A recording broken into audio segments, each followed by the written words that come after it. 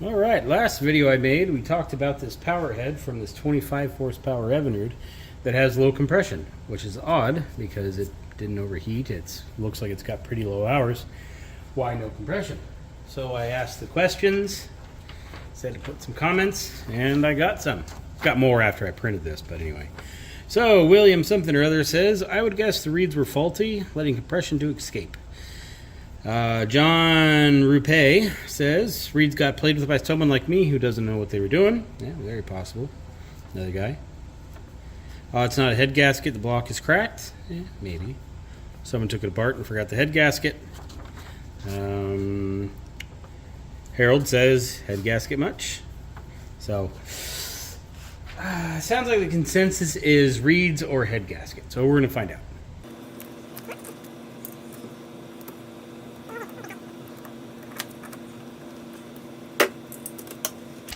So all of those are pretty tight. The other ones I've checked anyway.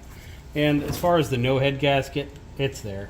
It's just original. It's painted because they paint these assembled, so it's got some paint on it, but it's there. And then the reeds. I didn't think that would be the problem, unless they're rusted shut or something. As long as these things can open, so air can get in, it's probably not the reeds. Most of the time when the reeds fail, they fail open and you start getting little kickbacks and stuff. But we didn't really have that here. But even if they were open, you would have compression. And these look perfectly fine. What I think happened to this thing,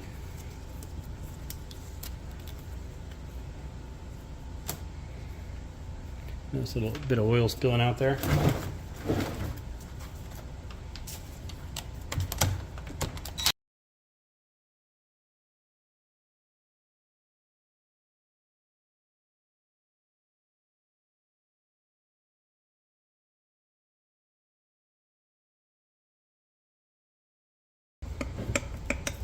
So pistons are a little bit loose. I was thinking the engine might have been ran without oil. I don't know if I necessarily think that's the case. Notice that gasket? If compression was getting out of here and going to that side, that would definitely cause this. I mean, look how clean that cylinder head is too. Just can't get over that. Anyway, so yeah, if that was actually broken, that is a problem.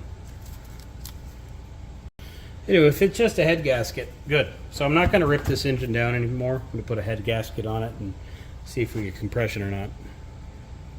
So I guess that brings us to another question. Reeds and reeds. Can the reeds actually affect compression?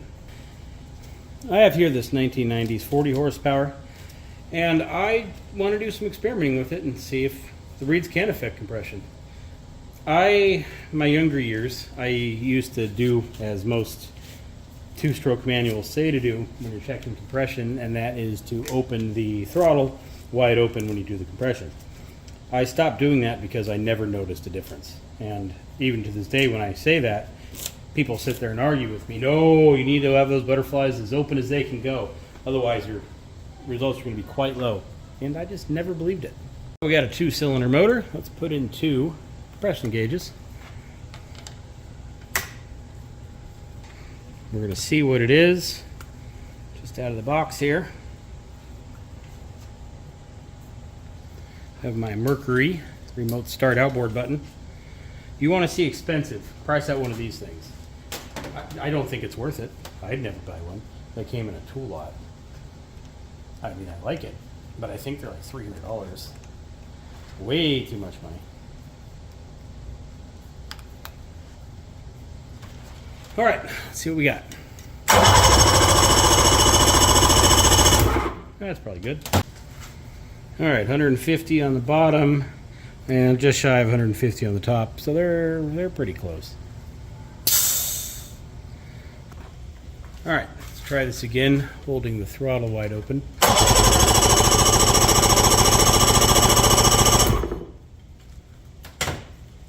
All right, so So 150 and then one line under 150 on the top. So far, no change to throttle being open or closed. It's the same. Okay, now with no carburetors, we really should get some airflow in there, and these numbers should just skyrocket.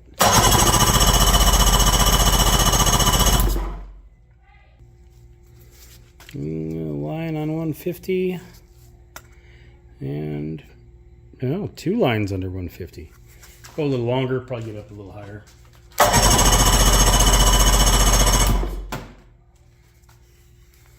There we go. 1 line under 150 and a line over 150.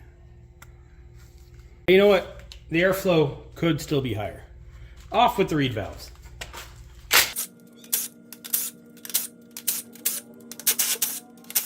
Okay, now we're getting airflow, am I right?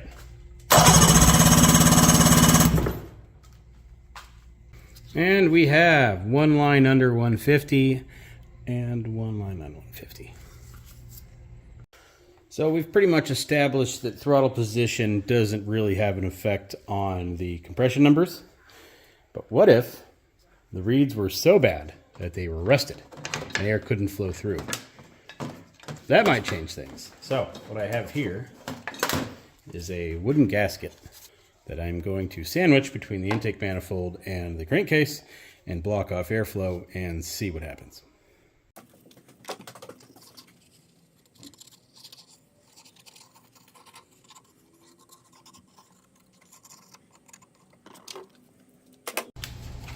Actually, I need a little more.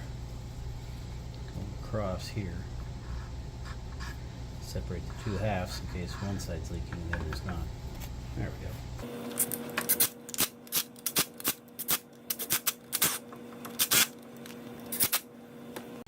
Alright, the intake manifold is now completely blocked off. Air, as best as I can make it anyway, cannot enter through that intake manifold.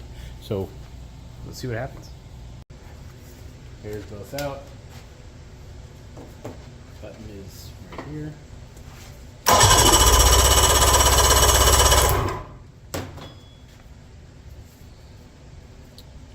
Just shy of 150 and 150.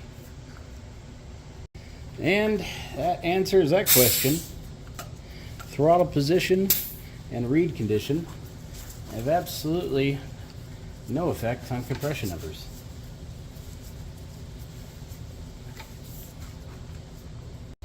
Now that's actually kind of surprising to me because I thought this wooden gasket was going to create such a vacuum that it wouldn't really be able to turn this over very well and we wouldn't have any compression. Air's getting in there somehow, and it's got to be, when one exhaust port's open. Yeah, it lets air into the crankcase and lets it spin just fine. So, and next time we'll block off the exhaust too. Well, now I got to order some actual gaskets and put this thing back together. I'll do that later. So, let me know your thoughts. See you later.